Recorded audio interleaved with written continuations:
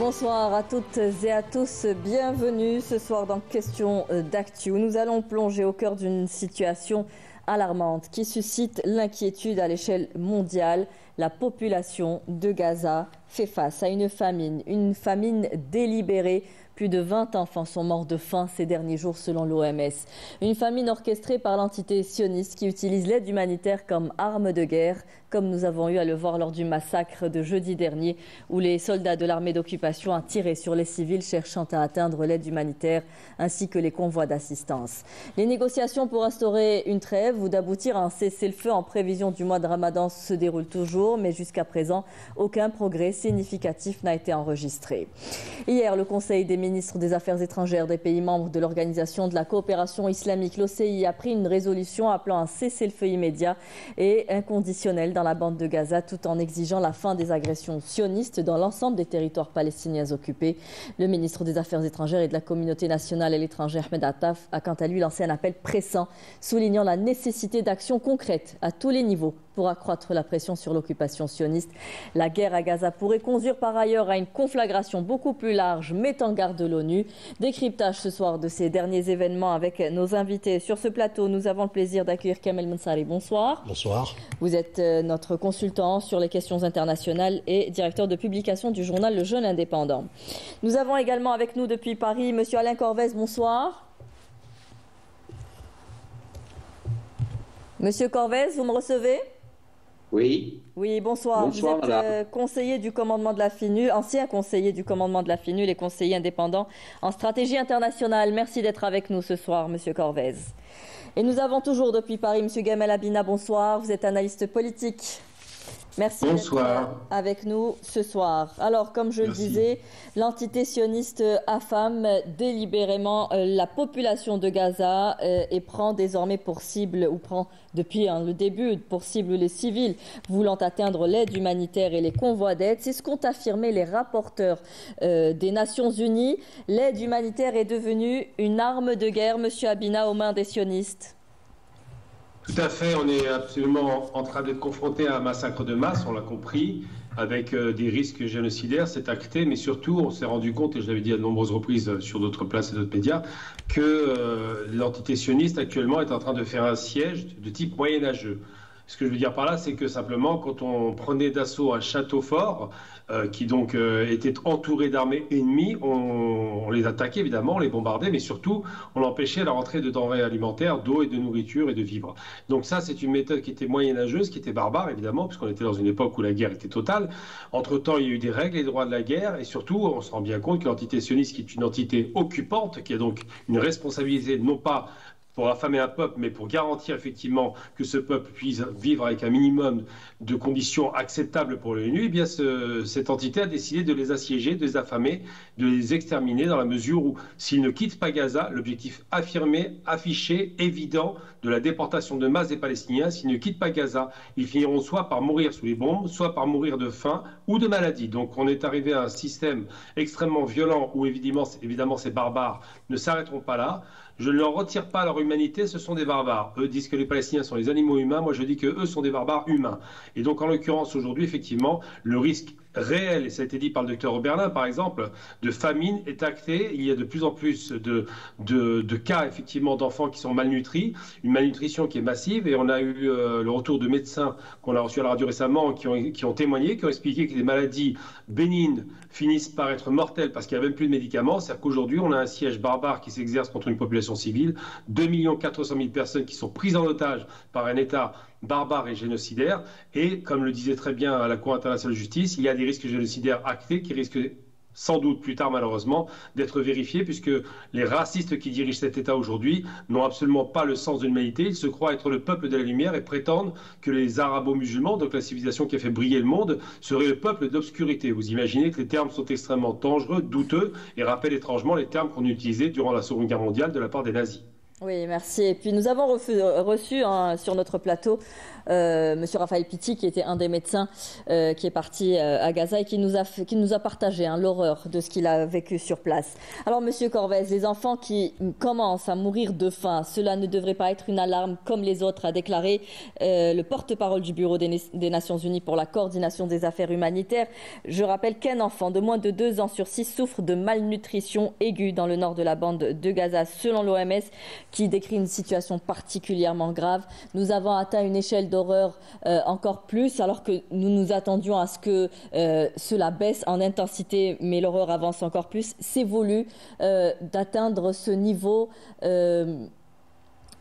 d'horreur. Je ne trouve pas de synonyme à ce terme-là.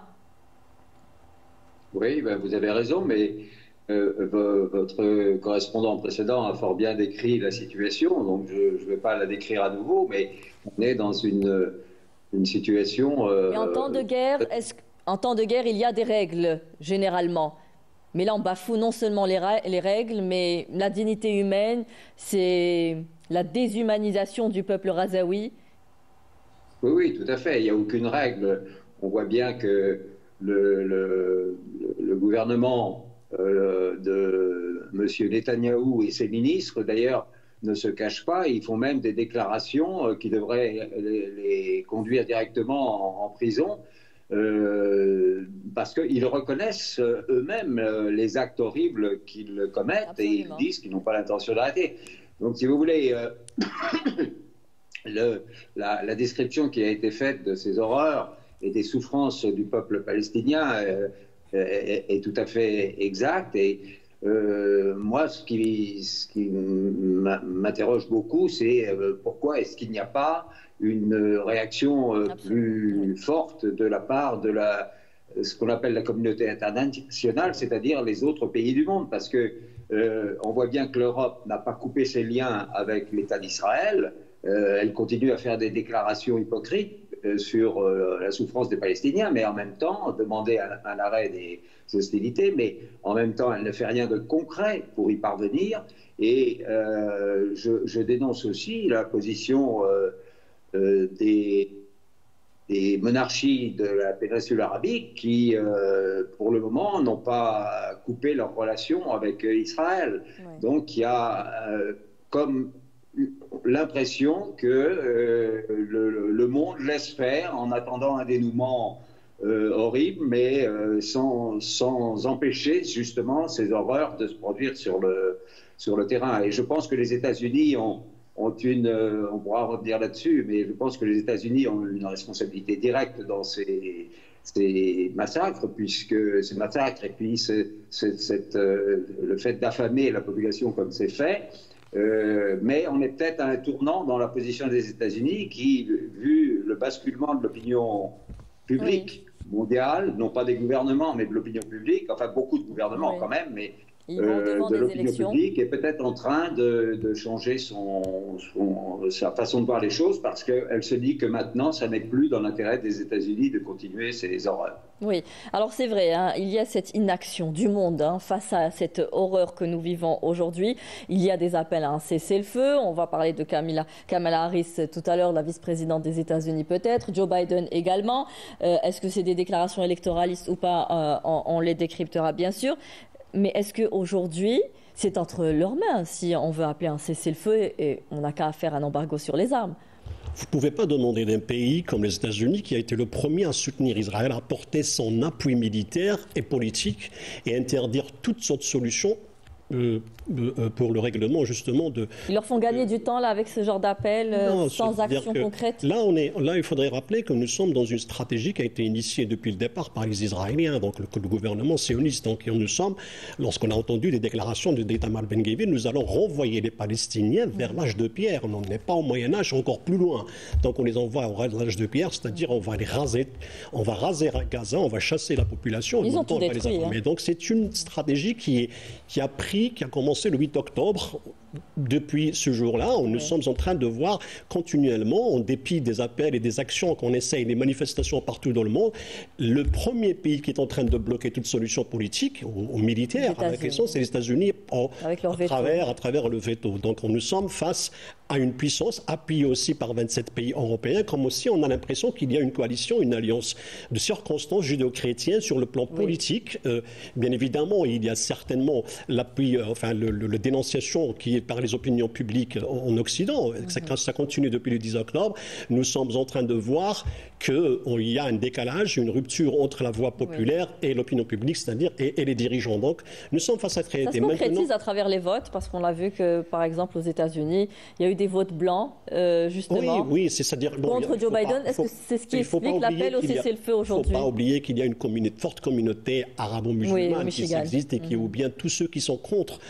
Il y a des voix qui sont élevées aux États-Unis pour dénoncer justement ce massacre jusqu'à aujourd'hui. Donc nous sommes face à une réalité. Mais ce qui est l'acharnement et l'obstination de l'administration américaine, il ne faut pas oublier qu'il y a deux visages. Celle du département d'État incarné par Anthony Blinken, qui est un pro-israélien, de par sa judaïté, de par ses déclarations. De par ses déclarations, de par ses actions et de par le fait qu'il essaie, qu'il a toujours bloqué toute initiative de règlement de la crise par la voie politique, c'est-à-dire un cessez-le-feu. Donc aujourd'hui, s'il n'y a pas eu de cessez-le-feu, si on est arrivé à cette situation, c'est qu'il y a un pays qui appuie justement le massacre, qui est les États-Unis. Donc, le monde aujourd'hui, tous ceux qui sont les esprits, tous les citoyens libres du monde, qui voient dans cette opération un anéantissement de la morale, parce que les États-Unis ont perdu sur le plan moral, sur le plan de la crédibilité. Donc, le monde entier sait, nous avons affaire à deux sauvages. Il n'y a pas qu'un seul. Il y a les Israéliens, il y a le pouvoir israélien sioniste, il y a aussi son mentor, ou ses appuis qui sont les États-Unis. Donc, voici la réalité avec laquelle nous sommes en train de composer. C'est pour cela que personne au monde, du moment que les États-Unis jouent le jeu de gendarme du monde, qu'il fait ce qu'il veut, donc les solutions doivent passer par les canaux officiels qui sont les Nations Unies. Donc, si on n'arrive pas à faire acter ou faire actionner ou faire bouger les Nations Unies pour imposer à Israël quoi que ce soit, bien évidemment, même si on n'a pas espoir, c'est-à-dire, lorsque vous voyez que sur 15 pays membres du Conseil de sécurité, il n'y en a qu'un seul qui a levé le bras contre le cessez-le-feu, on voit qui est le véritable meneur et en plus qui est le véritable sponsor du massacre qui se déroule à ce jour sur le plan humain, sur le plan infrastructure rasée et surtout sur le fait qu'aujourd'hui, Israël a toute une impunité, a trouvé cette impunité grâce à cet appui-là. Donc forcément, nous sommes dans une situation tout à fait inédite dans l'histoire, un peuple enclavé depuis 15 ans, il est sous embargo, sous blocus depuis 15 ans, et en même temps, il subit aujourd'hui un massacre inouï. Mais il ne faut pas oublier aussi qu'il y a ceux qui en portent aussi la responsabilité.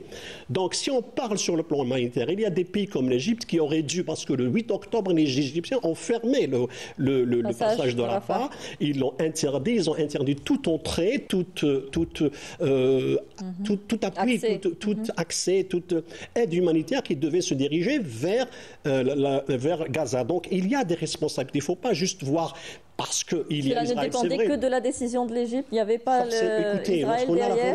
Lorsqu'on a la volonté politique, on peut tout faire. Lorsqu'on élève la voix, lorsqu'on frappe sur la table, on peut faire plus. Il faudrait encore revenir à cette unité entre pays arabes. Non seulement ça, c'est-à-dire il y a quelque chose d'immédiat. Je n'attends pas une unité, j'attends une action immédiate d'un pays voisin, qui est l'Égypte, qui était le premier à fermer le passage de Rafah. C'est de ces pays-là qu'il s'agit aujourd'hui. Alors, Monsieur Habina, justement, ces appels qui se sont multipliés, un cessez-le-feu immédiat suite à ce qui s'est passé jeudi dernier, quand l'armée d'occupation sioniste a tiré sur les civils et qui a reconnu l'avoir fait, qui ne s'en cache même pas, à qui sont adressés finalement ces cessez-le-feu et ces largages d'aide humanitaire dans la mer. C'est plus électoraliste pour se donner bonne conscience? Les appels au cessez-le-feu américains ne veulent rien dire. Ils ont prouvé, ça a été dit à l'instant sur votre plateau, que les sionistes copient trait pour trait la méthode américaine. Qu'est-ce que je veux dire par là? James Baker, en 90, avait dit aux Irakiens, il parlait à Talal Aziz, il lui avait dit « Nous allons réduire votre pays à l'âge de pierre. Nous allons ramener l'âge de pierre. Ils ont rasé l'Irak, il y a eu 3 à 5 millions d'Arabes de la région qui ont été assassinés par cette guerre barbare américaine. Les Américains ont détruit la Libye, la Somalie, le Yémen, puisque c'est eux qui arment les forces en présence. Ils ont détruit la Syrie, l'Irak, l'Iran pendant 8 ans. Donc les États-Unis n'ont absolument aucun rapport en termes humains avec les droits humains. Ils s'en fichent complètement. Ce qui les intéresse, c'est l'argent et de vendre des armes dans des proportions jamais obtenues jusqu'alors. 600 milliards à l'Arabie, tout de même, c'est pas rien. Donc on a ces États-Unis qui sont effectivement le bras, pas le bras armé, pire encore, qui sont le mentor, qui sont ceux qui portent l'entité sioniste à agir de façon criminelle. Et en 93, lorsque James Baker, le même James Baker, dit à Shamir, vous allez négocier, vous n'allez même pas discuter, on ne s'intéresse pas à votre avis, vous ferez ce qu'on vous dit, sinon on vous coupe les vivres, et bien Shamir va à la table de négociation avec Arafat. Aujourd'hui, on a la même configuration. Si les États-Unis coupent les vivres, coupent l'argent et les armes, puisque l'État sioniste est incapable de produire le moindre armement, et bien s'ils coupent tout ça, c'est fini, la guerre s'arrête. Le problème, c'est qu'ils ne le veulent pas. Les États-Unis veulent un rapport de force, veulent montrer que les Palestiniens seront plus bactères, s'imaginent revenir dans l'ancienne configuration d'avant octobre 2007, le 7 octobre, excusez-moi, où les Palestiniens étaient quasiment considérés comme une sorte d'entité morte, puisque de toute façon on a détruit la Palestine en 1947. Il faut rappeler que le plan de partage, c'est la destruction de l'État palestinien en 1947, qu'en 1948 on accélère la destruction et que depuis ça ne s'est pas arrêté. Donc aujourd'hui, la question qu'il faut se poser, c'est qu'est-ce qu'on peut faire pour arrêter cette barbarie? Ça a été évoqué, les Égyptiens, qui sont quand même les 14e armée mondiale en termes d'effectifs, c'est pas rien, ne bougent pas. Non pas que le peuple égyptien soit lâche, mais les dirigeants sont des lâches. Ils ont été achetés en 1977 avec les accords de Camp David et ils n'ont aucun contrôle sur Rafah et la frontière. Ils font ce qu'on leur dit de faire. Si on leur dit fermer la frontière, ils la ferment. Si on leur dit ouvrir la frontière, ils l'ouvrent. Aujourd'hui, l'entité sioniste a dit fermer la frontière. Plus des pays arabes aujourd'hui, comme je le disais tout à l'heure, on attend à ce qu'il y ait davantage d'actions des pays arabes. Tout à fait. Avant d'en venir à cette question, Monsieur Corvès, je vais revenir à vous avec toujours au sujet de l'aide humanitaire, mais aujourd'hui on s'attaque aussi, ou l'entité sioniste s'attaque aussi à l'UNRWA. Elle avait commencé il y a quelques semaines de cela. Les tensions continuent, ils veulent carrément la démanteler. Or c'est ce qui organise la vie à Gaza aujourd'hui, l'UNRWA.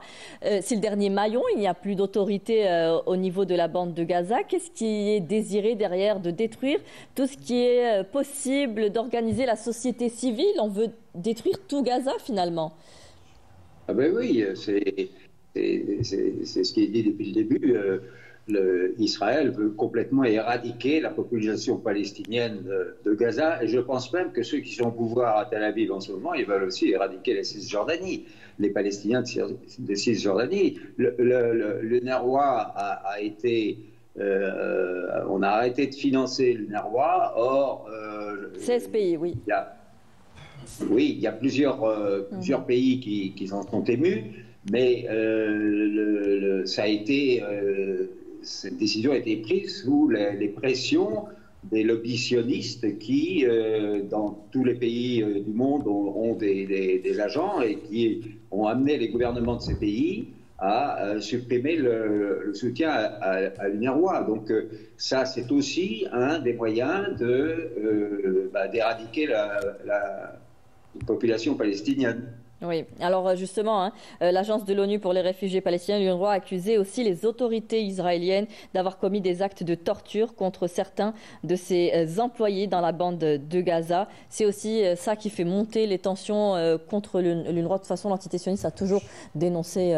Jusqu'à présent, là, Israël n'a jamais apporté la moindre preuve de l'implication directe d'employés de l'UNRWA. Qui ont participé... Mais 12 qui ont été c'est-à-dire que elle s'est basée sur des rapports de Shin Bet. Oui. De Shin Bet qui s'est basé sur quoi? Sur des gens qui ont été arrêtés à Gaza. Ces gens-là ont été arrêtés et torturés. Donc c'est pour cela qu'elle répond. Absolument. Torturés. Des aveux obtenus sur la torture ne sont pas des aveux. Donc les 12 employés ne peuvent pas être considérés comme coupables du moment qu'ils sont arrêtés par l'occupant lui-même, par celui qui est en train de massacrer les Palestiniens à Gaza. Donc l'argumentaire selon lequel il y a des éléments au sein des employés de l'UNRWA qui ont travaillé pour le Hamas ou le Qassam, c'est un mensonge échange ne peut être valable devant une juridiction pénale ou n'importe quelle autre juridiction. Donc ce n'est qu'un alibi parce que, pourquoi cette histoire de l'UNRWA est sortie? Parce qu'il y a une injonction de la Cour, enfin je dirais une réclamation de la Cour internationale de justice qui a demandé à ce que les aides humanitaires doivent rentrer impérativement dans le meilleur délai à Gaza. Donc qu'est-ce qu'il a trouvé comme subterfuge?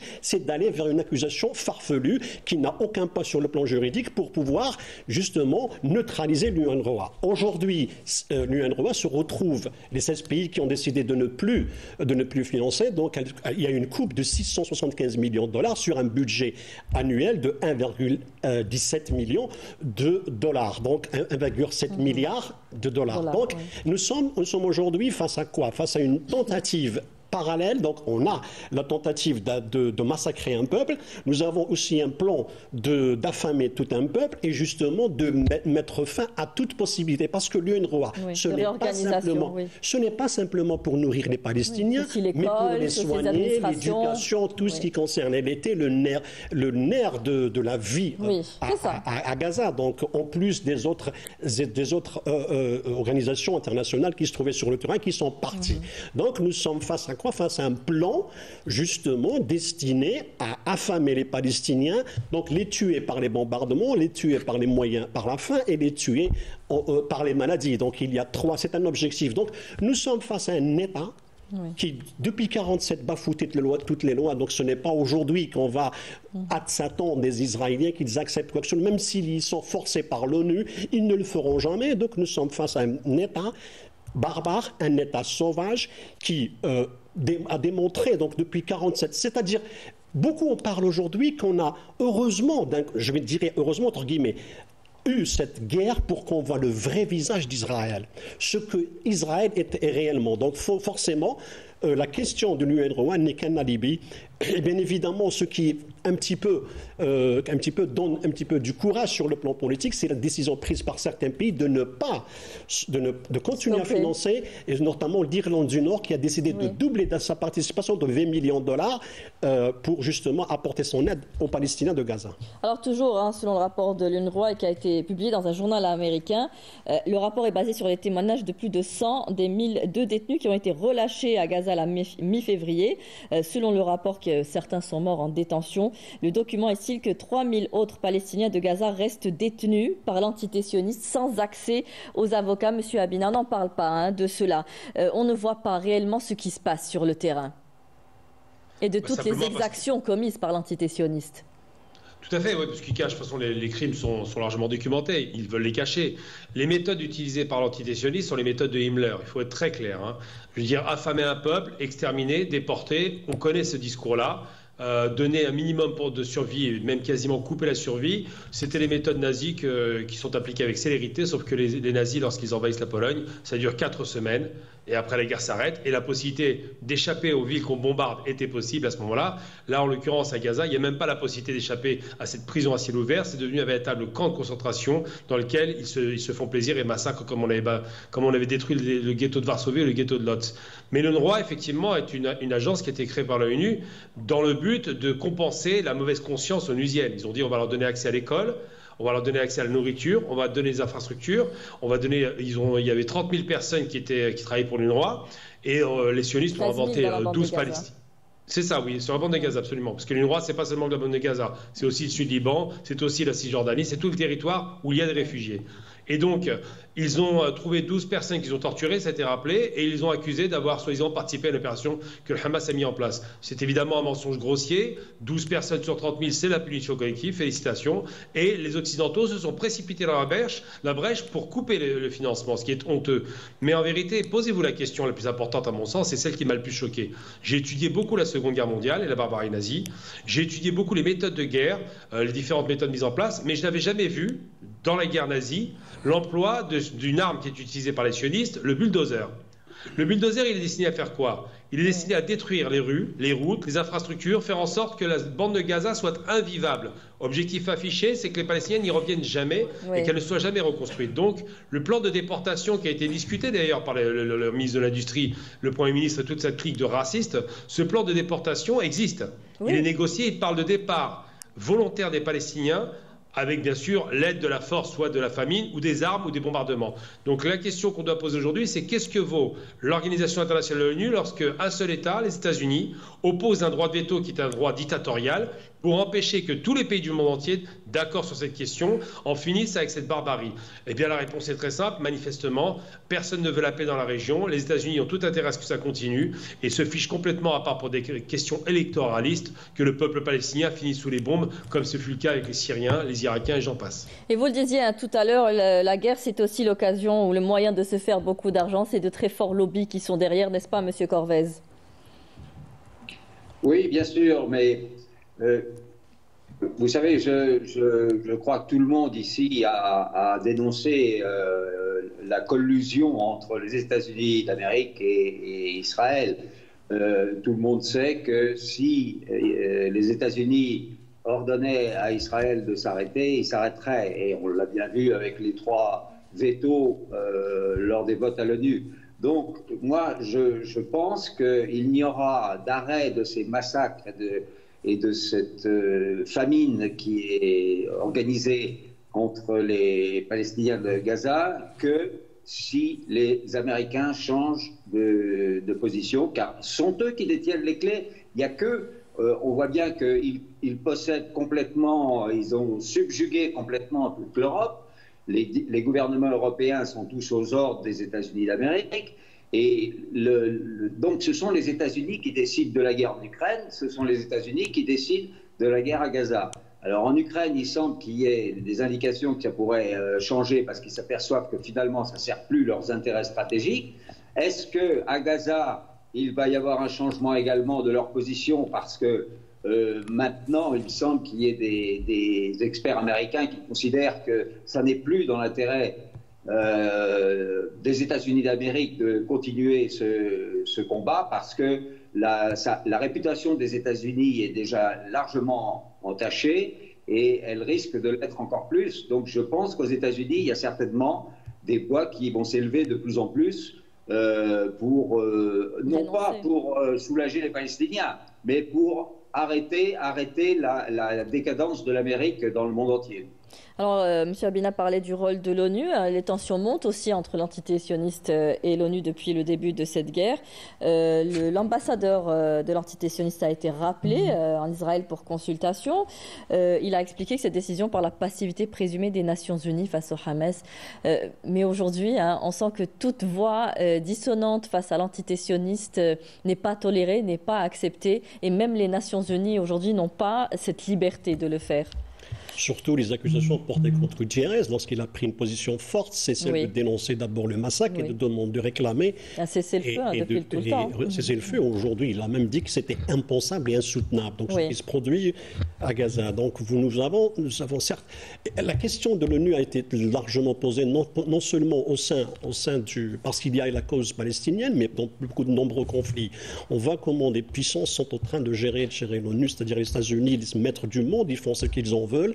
Et dictent leurs lois, imposent leurs dictats, notamment en ce qui concerne la dénonciation, par exemple, de la Russie, lorsqu'il s'agissait de l'Ukraine, s'agissant de l'Ukraine. Et aujourd'hui, on voit comment Hamas est devenu, alors que les Palestiniens posent un problème de colonisation. C'est un pays colonisé depuis 1947. Il y a eu des résolutions qui, justement, consacrent le fait que les Palestiniens ont droit à un État, droit à un territoire. Certes, aujourd'hui, ce territoire n'existe plus. Pour qu'il puisse devenir possible de créer un État, ça devient presque une chimère face à la réalité du terrain, face aux violations israéliennes, les occupations. On voit qu'aujourd'hui, 3500 logements vont être construits dans une colonie en Cisjordanie. Donc l'ONU n'a pas, enfin, si dans les États-Unis, si elle le conteste d'une manière tout à fait, disons-le, vraiment calme, et pour ne pas justement, pour ne pas contrarier son allié stratégique qui est au Proche-Orient, qui est Israël. Donc nous sommes aujourd'hui face quoi? Lorsqu'on voit au sein des Nations Unies que la question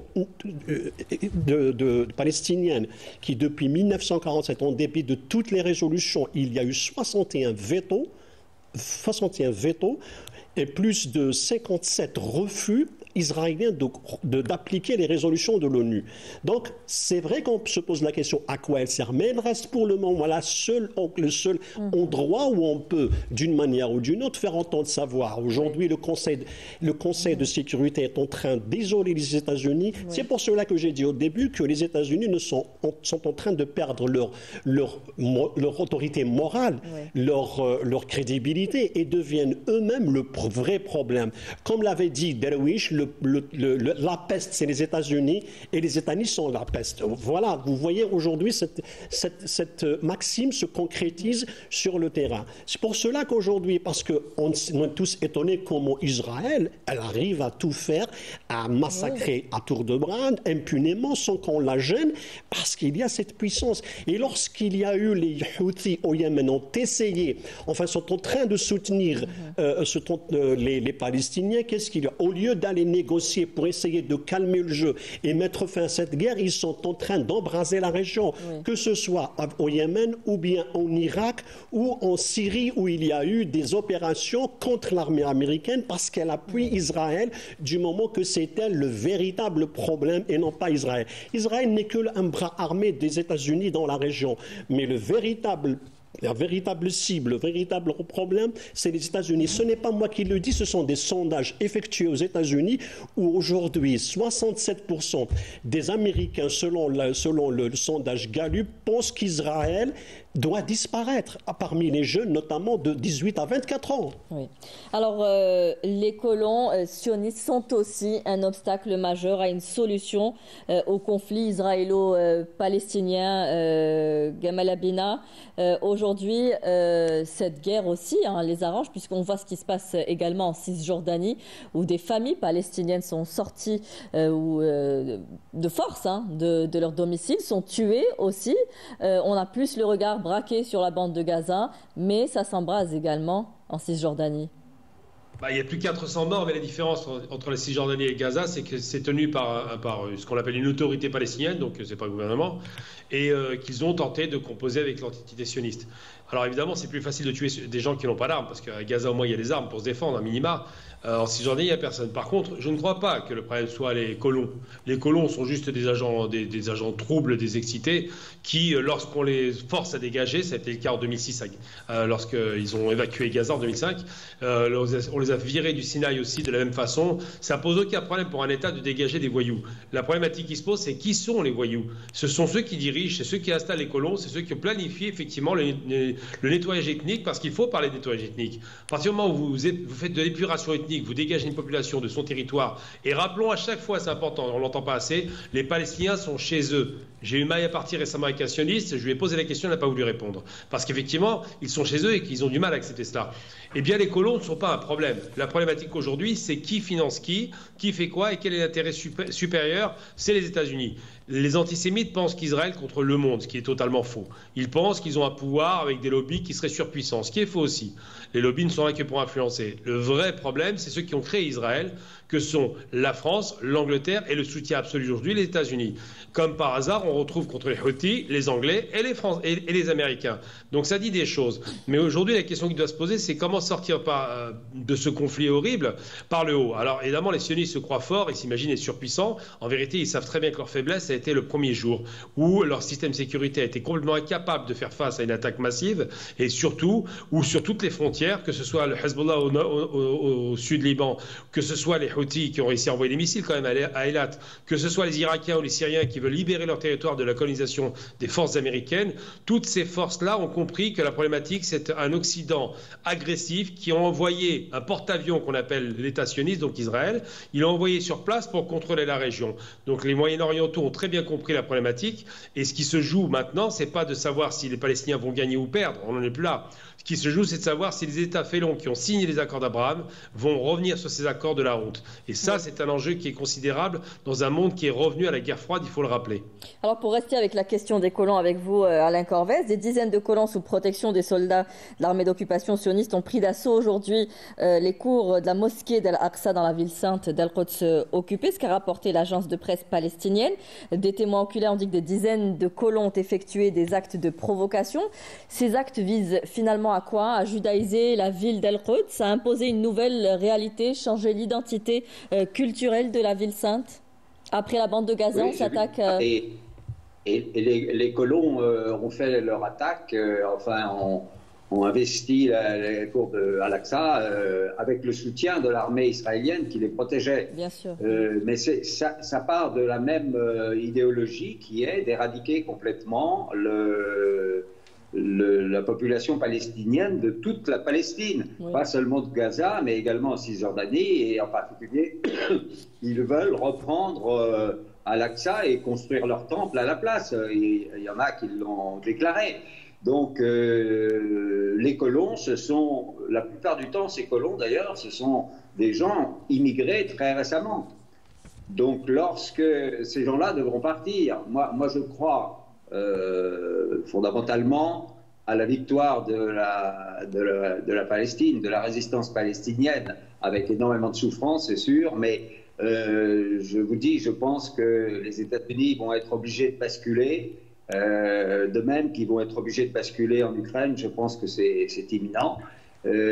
Et donc, si les États-Unis basculent, parce que vos correspondants l'ont très bien dit, ce sont eux qui justifient Israël et son attitude. Israël ne pourra jamais se permettre ce qu'il fait s'il n'avait pas le soutien américain. Donc, le jour où les États-Unis ont basculé, eh bien, il faudra... Moi, je ne crois plus à une solution à deux États, parce que j'imagine mal comment on pourrait tracer une frontière entre un État palestinien et un État israélien avec une cohabitation entre les deux. C'est absolument impossible après ce qui s'est passé. Donc je pense que la solution finale, ce n'est pas pour demain, mais à l'avenir, on va sûrement passer par une solution intermédiaire de deux États avec un autre gouvernement que celui-ci. Hein, mais moi, je pense que l'action américaine, ça va consister à faire tomber Netanyahou et à nommer des dirigeants avec lesquels ils pourront négocier un cessez-le-feu et un arrêt des hostilités.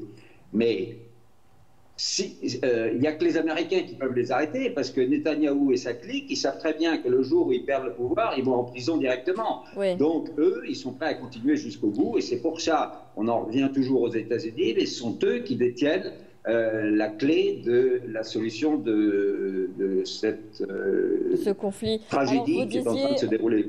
Vous disiez que c'était toute la Palestine qui était concernée aujourd'hui par cette guerre. Ce n'est pas uniquement les habitants de Gaza. Après la Palestine, c'est quoi, le Liban ?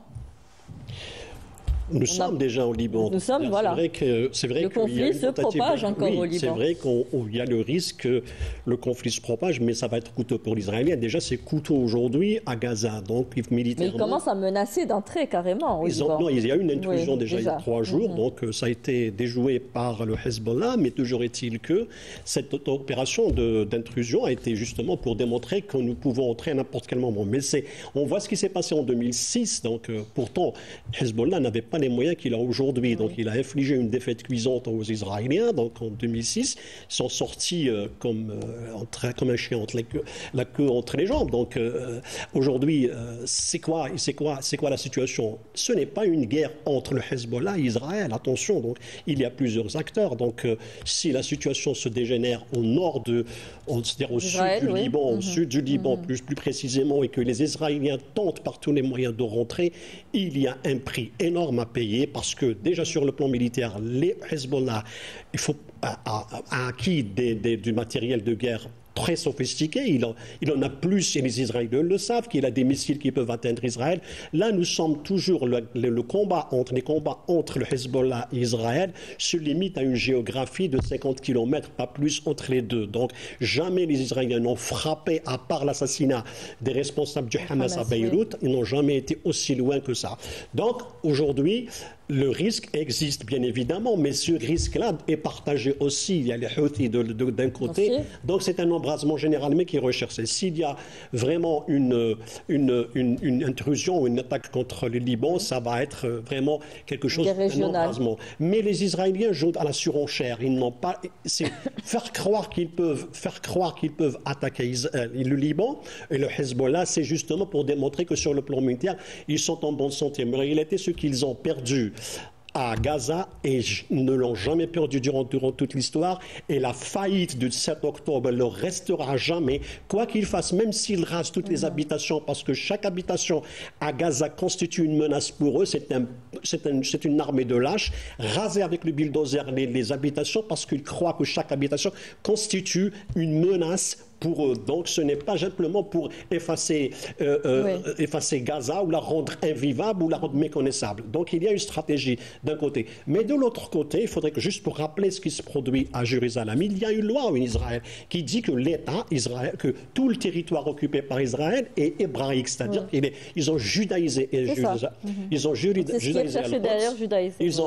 judaïsé tout le pays. Donc il y a des lois, la constitution israélienne est basée justement sur le fait que la judaïté prime sur tout le territoire qu'il est occupé aujourd'hui, que ce soit en Cisjordanie ou au Golan syrien. Donc nous sommes aujourd'hui face à un État raciste qui, par ses lois, veut faire en sorte à ce que Jérusalem devienne une capitale, enfin une entité totalement israélienne, alors qu'elle est gérée administrée au principe par l'ONU. Oui. Donc nous sommes face à un État qui a pour motif, qui a pour moteur un aspect religieux, c'est-à-dire une volonté religieuse, et en même temps, comme l'avait dit M.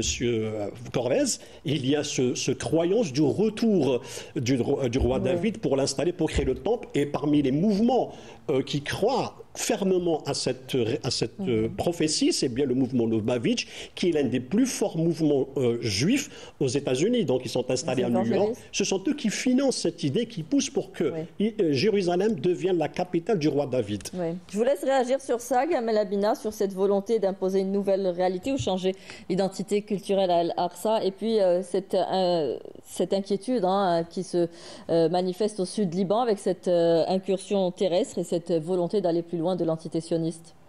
Il y a deux aspects intéressants. Le premier aspect, c'est le fait de judaïser Jérusalem. C'est un peu ridicule parce que si on revient aux sources du mal, le peuple juif était égyptien, donc ça on a tendance à l'oublier, et qui se sont trouvés refugiés en Palestine, qui était une terre d'accueil. Mais surtout, ça rappelle par bien des abords ce que faisaient les nazis en arianisant les biens des juifs, en arianisant les territoires.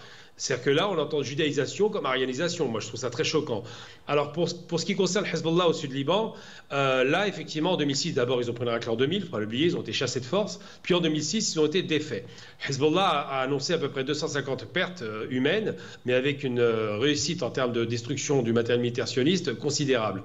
Pourquoi ils n'y vont pas? Parce que ça fait 5 mois que le conflit est ouvert demain, et il se trouve que ça fait 5 mois qu'ils menacent d'attaquer le Liban, de frapper partout au Liban, mais ils savent parfaitement que le Hezbollah a des moyens, avec les missiles Boran ou d'autres missiles longue portée, de toucher du nord au sud, d'est en ouest. Ils ont les moyens, ne le font pas. Ça a été dit par votre intervenant, effectivement, la zone de conflit se déroule en gros sous 50 km de rayon. Donc ils ne prennent pas ce risque parce qu'ils savent que s'ils frappent du côté de Hezbollah frappera en profondeur dans tout l'État sioniste, dans les territoires habités par des civils, tout comme des militaires. Donc là, le risque d'attaquer le Hezbollah, c'est déjà un risque de recevoir la même chose que ce qu'on donne, et surtout le plus important, c'est que le Hezbollah, c'est l'Iran derrière. Hezbollah, c'est le reste de l'Irak, une partie chiite de l'Irak. Hezbollah, c'est la Syrie, qui est toujours en réclamation de récupérer son Golan, qui est occupé par les sionistes. Le Hezbollah, c'est aussi un parti qui, en dehors de la question syrienne, a quand même une audience considérable dans le monde arabe et est très bien vue.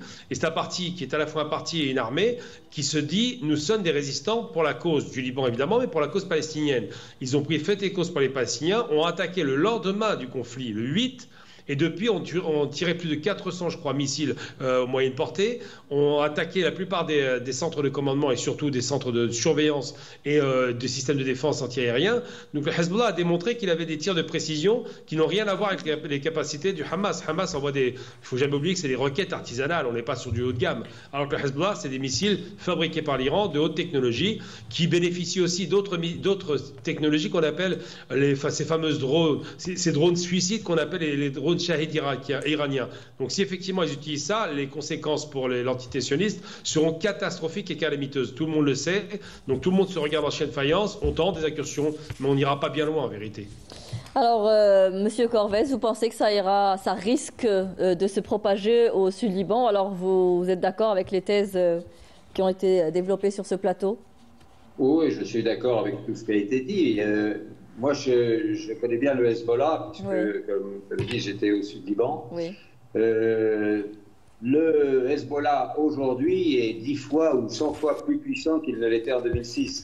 Et donc, je pense que Tsahal ferait une lourde erreur s'ils attaquaient vraiment le Hezbollah. Mais le problème est que les gens qui sont au pouvoir à Tel Aviv, ce sont des fanatiques et on ne peut pas attendre d'eux des décisions rationnelles. La seule chose, c'est que les États-Unis, à mon avis, ne les laisseront pas attaquer le Liban parce qu'ils savent, premièrement, ce sera un échec pour eux, car effectivement, comme votre autre correspondant l'a dit, le Hezbollah a des missiles qui sont capables de taper jusqu'à Eilat, au sud, et puis surtout, ils ont des drones et des matériels qui sont capables de détruire les premières vagues de l'armée israélienne. Et par ailleurs, le Hezbollah a déjà détruit nombre de matériel électronique de surveillance de la frontière avec le Liban. Donc, les forces israéliennes sont déjà démunies de certains de leurs moyens électroniques pour contrôler le Liban. En outre, sur le plan militaire, moi j'ai vu manœuvrer les forces au sol israéliennes et ce ne sont pas de bons combattants, contrairement. Ils ont une supériorité technologique importante, mais ils ne savent pas manœuvrer, ils manœuvrent très mal. Et le Hezbollah est tout à fait en mesure de les arrêter. Donc je pense que moi, je ne crois pas, ce serait pas sage de la part des Israéliens d'attaquer le Hezbollah, mais étant donné que ce ne sont pas des gens sages qui sont à la tête du gouvernement israélien, on peut s'attendre à tout de leur part. Néanmoins, je pense que les États-Unis les arrêteront. Oui. Mais le risque est existant.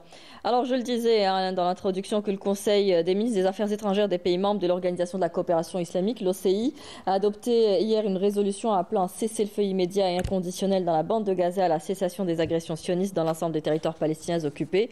Le ministre algérien des Affaires étrangères a montré un ton plus ferme. Il a dit clairement qu'il était temps de comprendre que les condamnations et l'indignation ne suffisent pas à eux seuls à faire cesser le génocide et l'extermination systémique dont Gaza est le théâtre.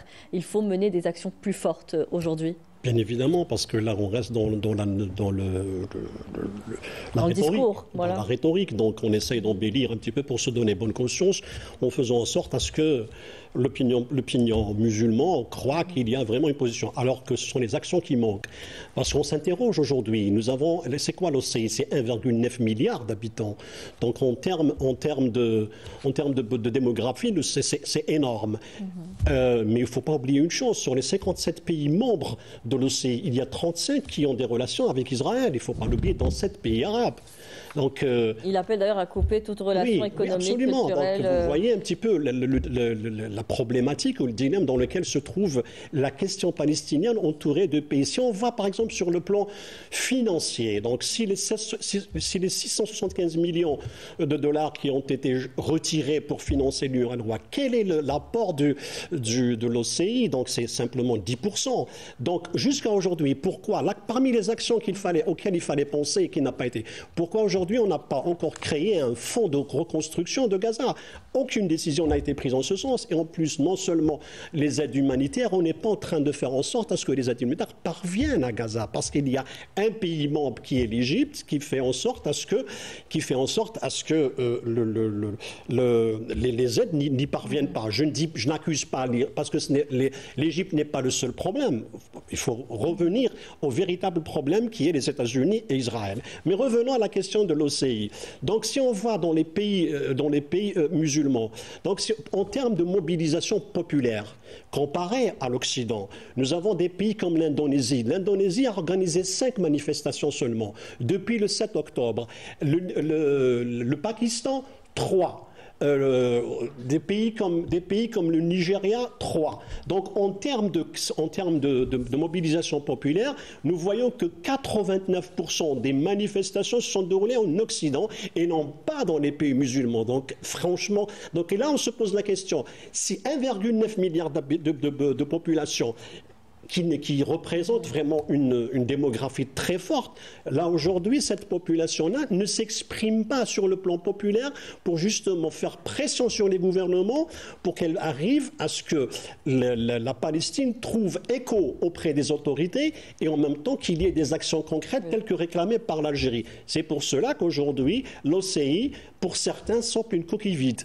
Alors justement, M. Attaf a aussi rappelé qu'il s'agit d'œuvrer à préserver la solution à deux États en élargissant la base de reconnaissance officielle de l'État de Palestine et en poursuivant sans délai la revendication de sa qualité de membre à part entière de l'ONU. On voit que Gamel Abinak, l'Algérie, aujourd'hui tente par tous les moyens de défendre la cause palestinienne qui nous est très chère, comme on le sait, et notamment à travers le Conseil de sécurité.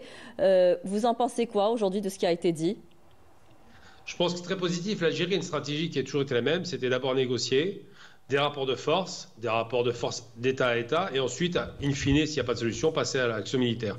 Là, aujourd'hui, effectivement, on en est au stade où il y a une sorte de seuil qui a été franchi. L'Algérie ne supporte plus le fait qu'il y ait une impunité totale vis-à-vis de cet État raciste. Il faut utiliser le terme. Les dirigeants sont des racistes, donc c'est devenu un État raciste. Et moi, je suis plutôt dans l'idée de Mandela.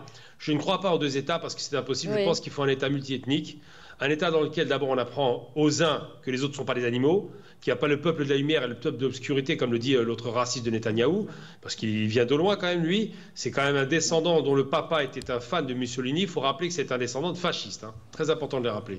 Et aujourd'hui, une fois qu'on sera débarrassé de ce type-là, et peut-être que de l'équipe gouvernementale qui l'entoure, il y aura une négociation. Mais le seul moyen d'y parvenir, c'est des coups de pression économique. Qu'est-ce que je veux dire par là? C'est des boycotts totaux et illimités. Ça commence à porter ses fruits. Il y a des enseignes qui commencent à fermer dans le monde arabo-musulman grâce à cela. Mais je ne crois pas au rapport numérique. Vous savez, 600 millions d'Indiens ont été tenus en échec et sous colonisation par 40 millions d'Anglais, dont à peine 50 000 Anglais étaient sur place. La question, ce n'est pas le nombre. La question qui compte, sauf pour les boycotts évidemment, ce qui compte, c'est le poids industriel, militaire et politique. Et l'OCI ne pèse que pas grand-chose. S'il y avait la Chine dedans, on aurait un poids prépondérant, mais on a l'Indonésie qui n'est pas très développée finalement, on a le Nigeria qui est en cours de développement, on a l'Iran qui commence à sortir, enfin c'est que des pays qui sont en passe. Mais toute action serait bonne à prendre aujourd'hui, toute action forte, en tout cas pour donner le signal qui est attendu. Il nous reste que 5 minutes pour clore cette émission. On va venir à ces cessez-le-feu qu'on attend tous avant le mois de Ramadan. Les discussions pour une trêve à Gaza entre le Hamas et l'entité sioniste se poursuivent ou se sont poursuivies sans aucune avancée particulière. Qu'est-ce qui bloque aujourd'hui ? D'abord, il y a les conditions posées par les Israéliens, de l'autre, les conditions déposées par Hamas. D'abord, les Israéliens veulent quoi ? Veulent une trêve de 40 jours, endossée aussi par les États-Unis, contre un échange de prisonniers, c'est-à-dire 10 Palestiniens contre un otage israélien. Donc, on revient à la case départ, il n'y a rien. Par contre, ils maintiennent leur présence militaire sur le terrain, ils limiteront, ils vont contrôler toutes les aides humanitaires, donc c'est ça les conditions qui sont posées. De l'autre côté, les Palestiniens, que réclament-ils ? Ils réclament est-ce qu'il y ait une fin de l'agression, une cessation de toutes les agressions, enfin de le retour au nord des Palestiniens. Le retour au nord et non seulement ça, il faudrait que les Israéliens démantèlent les casas qu'ils ont construits de la bande de Gaza. Totalement. Donc c'est ça. Ce n'est pas simplement ce que les Israéliens proposent. Ce sont des gouttes d'eau. Donc c'est comme si on maintient en perfusion un mourant. Pas trêve d'ici le mois de Ramadan. Ça sera difficile d'en parler. Le Ramadan, d'autant qu'ils menacent une incursion à Rafah. Non, c'est déjà l'incursion liée, donc ils n'ont lâché aucun endroit. Voilà. Donc franchement, donc aujourd'hui, qu'est-ce qu'on peut s'attendre ? Qu'est-ce qu'il y aura changé d'ici le Ramadan ? Ce n'est qu'un spectre, ce n'est qu'une tête de chapitre qui ne signifie rien dire. Dire voilà, d'ici le Ramadan, on va. Non, mais les Palestiniens ne demandent pas une trêve au Ramadan. Ils demandent à ce que l'armée israélienne quitte totalement leur territoire et qu'ils reprennent en main leur devenir au sein d'un territoire qui est le leur. Monsieur Corvez, un dernier mot avant de quitter cette émission. Vous pensez que d'ici le mois de Ramadan, d'ici la semaine prochaine, il pourrait y avoir une entente ou un cessez-le-feu ? Il n'y aura pas de cessez-le-feu sur les bases qui viennent d'être expliquées, que je connais, que tout le monde connaît. Le Hamas ne peut pas accepter ça. Mais les Israéliens d'aujourd'hui, qui sont au pouvoir, ne l'accepteront pas non plus. Mais moi, je pense, en prenant un peu de recul, que c'est un problème mondial, parce que le monde entier observe ce qui se passe actuellement, Et c'est pour ça que le seul espoir que j'ai, c'est que les États-Unis se trouvent obligés de dire à Israël, bon, bah, tu t'arrêtes parce que maintenant, ça dessert mes intérêts. Et je pense qu'on s'approche de ce moment-là.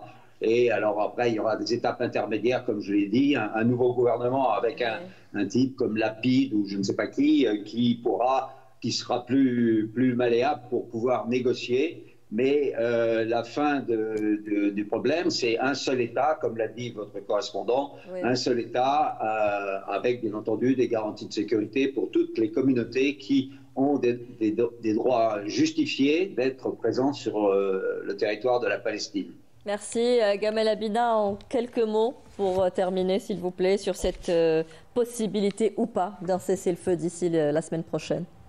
Le Hamas ne veut pas de cesser le feu parce que ce serait une véritable injure au peuple palestinien. En revanche, tuer des civils, c'est facile, mais ça ne garantit pas la guerre. Et j'ai envie de dire simplement, pour être un peu optimiste, le 7 octobre marquait le déclin du système sécuritaire sioniste. Ils vont devoir réfléchir après ce conflit à revoir leurs cartes. Et je pense qu'il va y avoir des avancées en faveur des Palestiniens parce qu'une fois qu'on se rend compte qu'on n'est pas en sécurité, que tous les systèmes technologiques n'ont servi à rien, on revient à la réalité. La barbarie en tuant des civils n'apporte pas la sécurité. Et la paix ne peut être obtenue que par respect mutuel. Ça n'est pas le cas aujourd'hui, ce sera demain. Merci à vous messieurs d'avoir participé à ce débat et de nous avoir éclairé sur la situation alarmante dans la bande de Gaza. Merci à vous, très chers téléspectateurs, de nous avoir suivis. Merci aussi à toute l'équipe qui est derrière cette émission. Hassan Chakour qui est aux commandes à la réalisation, Halim Yaïch, le rédacteur en chef central de l'émission, Amina Bouchalfa, la script bien sûr, et toute l'équipe de la Régie 2. Merci à vous, très bonne fin de soirée sur Canal Algérie, au revoir.